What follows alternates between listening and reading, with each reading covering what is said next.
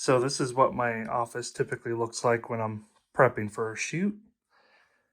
It's pretty hectic right now, but just wanted you guys to see what what it typically looks like. This is always the struggle with owning a bunch of gear is trying to keep it organized. So I'm getting cases out and trying to reorganize them, and then I'm teching out cameras, making sure everything is good to go. Usually pre-format media and settings and all that before a shoot, charging batteries. And I'm working on this light here. It's kind of cool. It's just like a tube light um, setup. So I'll have two tube lights, either 2 foot or 4 foot, on a stand like this. And then this is just a VESA mount, but I'm able to screw in these little holders here to hold the tube lights. But yeah, I thought it was a kind of a neat little portable tube light solution if you want to have two tube lights mounted back to back like that. Um, but yeah, I'm always messing around with stuff like that, trying to find solutions that will work better, and then trying to organize cables. Yeah, it's a mess. So, getting everything ready for a 3-day shoot starting tomorrow, Wednesday. It's gonna be a busy week, but I'm trying to load up the car as much as possible to make things easy. But yeah, tomorrow is gonna be a little different. I have a full day of audio only interviews. Never done that. It's kind of a first for me. So I have an audio bag and a couple other audio pieces that I'll have to be pretty mobile, floating a boom and a lavalier, and those will be my primary sources for the interview. But then the next 2 days are full studio days. So I'm going to drop off equipment tomorrow at the studio and then just take what I need for audio. But I'm trying to get everything loaded on the cart for easy load in tomorrow. So I already have like lights and all that. So I can just roll this cart off and then take that into the studio. Couple C-stands I'll bring, but yeah, it's a weird configuration, but just trying to make it super easy tomorrow. And then I have the standard 2-camera packages, so it'll just be a 2-camera shoot in the studio. Yeah, so I'll take you guys with me. Yeah, the shop is pretty messy. I got to go through it at some point, organize things a little bit better. I have a bunch of boxes that I've just been collecting for like 6 months that I need to break down, maybe do like a burn pile or something. And then my lawnmowers are pretty dirty. Need to get out and clean them a little bit more. But yeah, just a side note. Also upgraded the cart, added these hooks. I have one on this side and then one on that side. I think these are the medium hooks from Innovative, but they can hold a few stingers or a few XLR cables, whatnot. But yeah, I love Innovative products. They're just so pricey. I think these hooks were like $100 or something like that. But they do a good job, and it seems to be worth it. So here we are Wednesday morning. I grabbed a quick breakfast with a fellow filmmaker. I always try and do a little networking when I can. But yeah, this was a great opportunity this morning before the shoot. And like I said, today was audio only interviews, which was new for me, but it was kind of fun. We didn't have to hide microphones, and I could get the boom as close as possible. So audio sounded super crisp and clear. We were also recording some ambient audio as well. I wasn't able to get much footage during the audio only interviews on Wednesday, just for time restraints, and I was opting a boom pole, so it was hard to film anything. But yeah, Wednesday, Thursday, Friday are all the same projects. I can't even really tell you the scope of this project. I just get told details and more tech aspects and timing. I don't really get the whole scope of what we're actually filming. I think it's more of like a need to know basis. I'm not really working on anything with the script or anything behind the scenes of the project. I'm just making sure everything looks and sounds great.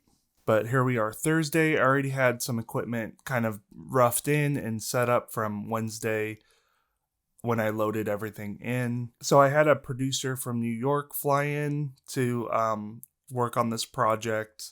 So Thursday and Friday were more formal interview settings. We were using a local studio here in downtown Little Rock.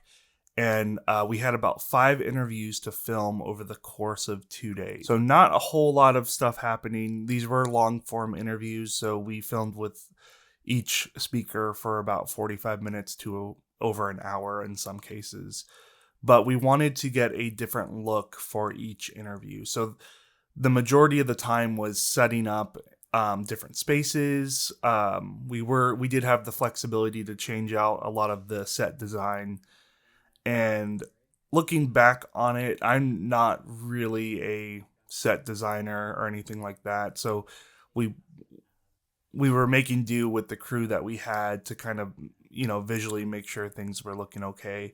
But it would have been nice to have someone dedicated to set design, someone who has a really fine eye for that sort of thing and kind of does it for a living. It probably would have streamlined the process a little bit, but we definitely pulled off some pretty good looks, I feel like, with the crew that we had. As for lighting, we tried to keep everything pretty basic. We just had a big soft key light, and then we had a tube light for like a hair light, kicker light, and we had a few practicals in the background. I had a 4-foot tube underneath the dresser, kind of highlighting that, and then we had another light coming through the window, and then there's another softbox kind of just bringing up the ambient of the room a little bit. And then for key light, we were using the Aputure 600D. And then the tube light was an Aputure, the 2-foot tube. And then we had a P60 going through the window. And then the light underneath the dresser was like a 4-foot Amaran tube.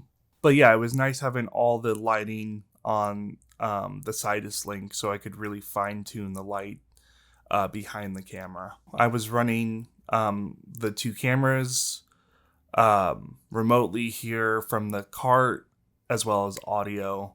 So the cameras were just we just had to babysit them. I had them on autofocus and I was making sure they weren't pulsing or anything like that, and making sure they were still rolling. We weren't doing any sort of moves on camera B or anything like that, so they were able to just be locked off. So after that interview, we had to set up another look just to change it up a little bit and give a different look and feel for each interview. But we kept the format very, very similar, just kind of flipped the key and changed out some of the set pieces in the background. So far, I'm loving the Teradek Serv system. I have the 2 micros on each camera, so I can see a split screen feed on any iOS device. It's a really powerful tool, especially if you start getting into multicam stuff. Just being able to see multiple cameras on one screen is super nice. The only downside is you have to route the camera, both cameras, through a Wi-Fi router. So I have to connect my own router to route the two cameras into, if that makes sense. And then I can connect any iOS device to that router and essentially be able to see the split screen. But luckily I was able to pick up a pretty cheap router off of Amazon. I think it just has to be able to produce a 5G network or something like that. I don't even have it connected to a hotspot. It's just a router without a hotspot, and I'm able to attach that to the top of my camera. And I think it's powered by like USB-C or something like that. I'm still trying to figure out if there's a better way of doing it. I know Teradek does have a proprietary router that you can connect, but it's like $700 or $800 or something. And for a router, that's a little on the pricey side. So I'm still trying to figure out the best option for that. But right now, I have a $40 Amazon router that I just put on the top of my camera, and it seems to be doing the trick. And the framing is a little bit wider than I would typically shoot for, but we were shooting 4K, and the client was okay erring on the wide side, knowing that we'd probably crop it in post. So having the option to have a super wide and then, like a medium shot or something like that. And same for the second camera, keeping that a little bit wide as well. The only struggle we had was just audio since we were in downtown. If a police siren went by or an ambulance, we kind of had to stop and take a break for audio. But other than that, everything sounded and looked really good. I was running everything through my F6 audio recorder, so we had the 32-bit float recordings, and I was using just a shotgun and a lav, the standard audio treatment. Even though I don't typically use a lav for interviews like this, it just never sounds as good as the boom, especially if you're hiding microphones. They just end up being a little scratchy and a little muffled. But it's just one of those things as a safety redundant backup. But for audio, I was also running a line out left and right channel into each camera. So camera A, I had the boom, and then camera B, I had the lavalier channel. And that's the one good thing with the F6 is just the routing capability is super nice. So I was able to put, left and right channel for lav and boom, and then I could have a splitter cable with an XLR left and right that I could run into each camera. And then I have my iPad linked to the F6, and then I'm able to monitor and change levels. It's just a little bit easier seeing it on a bigger display than those little knobs on the F6, especially if you're in a dimly lit room. It's so much easier doing it on an iPad. And then I can change the line out level as well for the cameras. So yeah, I definitely recommend this workflow.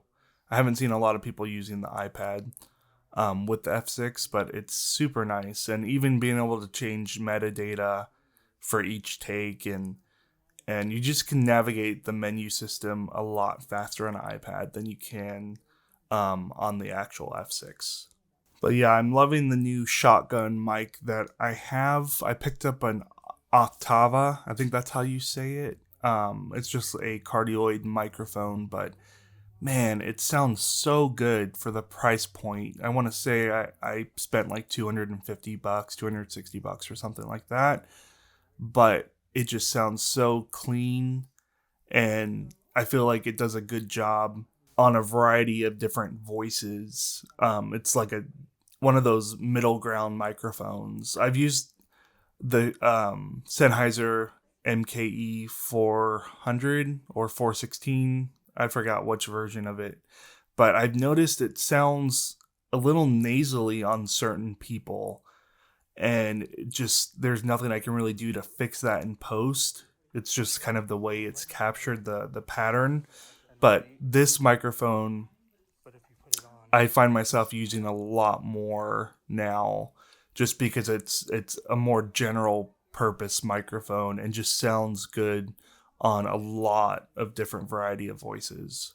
I wasn't doing any of the post here, so we were after each day I was offloading footage for the client, and she was leaving with a hard drive with all the raw footage on that hard drive.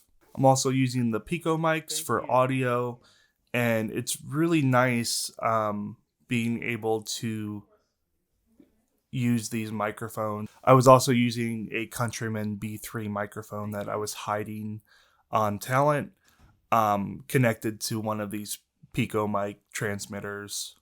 And the great thing about these Pico mics is I can get the actual receiver transmitter as close as I want, and then I could just run an XLR back to the mixer. So that way we don't have to worry about any sort of frequency issues or anything like that. I can literally get it super close. And that's kind of what I was doing here. Was I noticed it was dipping a little bit every now and then, like a little bit of interference or something, maybe like a cell phone or something. I don't even know. But I just kind of put it on the stand and raised it up a little bit and got it a little closer, and it was super clean the whole time. But yeah, this was a fun week. Had a great time working on this project, and I'm looking forward to being able to post more on YouTube. Just been pretty busy with work and family and all that stuff. So hopefully I can start posting some more videos here soon. But thank you guys so much for watching, and please leave any questions that you might have in the comments below. And thanks so much. See you in the next one.